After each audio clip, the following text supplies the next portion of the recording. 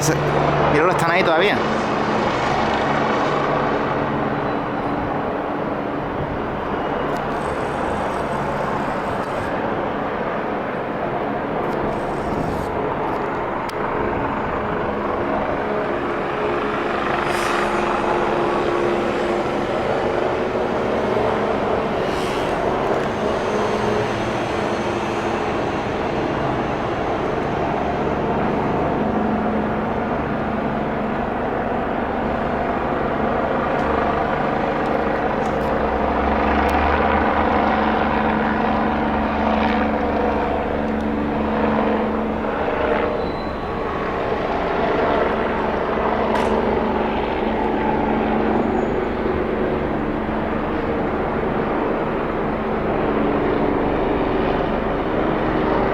Mira, mamá, ven, coño, hostia.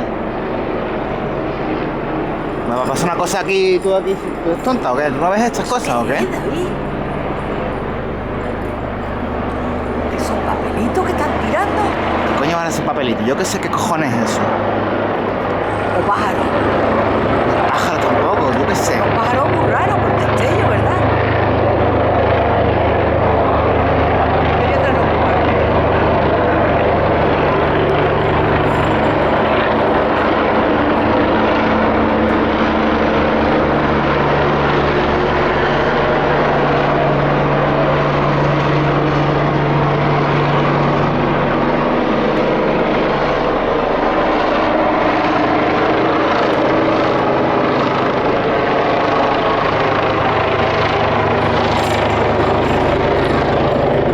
Aquí ya no están.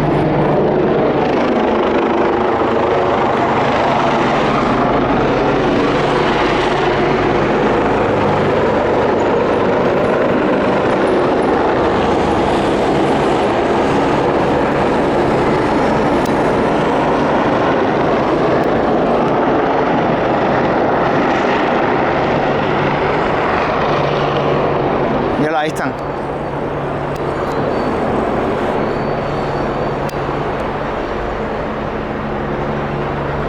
¿Están aquí, mamá?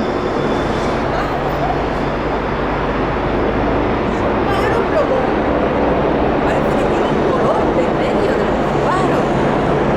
Míralo, ve. Míralo. Pues cojo esto y vete apuntando a ellos, ¿eh? Son pájaros, David. Pero con colores. Mira, por ahí, los puedes ver. Nada más que porque para el cielo ya lo ves. O por ahí mismo también.